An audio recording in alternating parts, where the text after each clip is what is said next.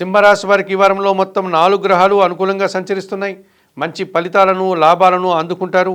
జన్మరాశిలో కేతువు సంచరించడం వల్ల ఒక్క విషయంలో నిరాశ, అశాంతి మిమ్మల్ని ఇబ్బంది పరిస్థితి ఉంది.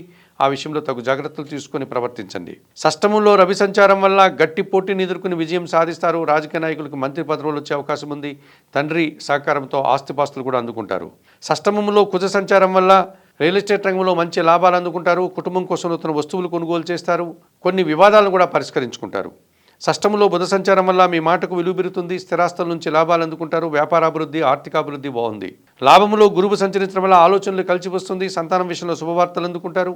విద్యార్థులకు మంచి ఫలితాలు వచ్చే అవకాశం ఉంది. నూతన అవకాశాలు కూడా చేజిక్కించుకుంటారు. ఈ రాశి వారికి వారంలో సోమ, మంగళ, బుధ, గురువారాలు అనుకూలంగా ఉన్నాయి.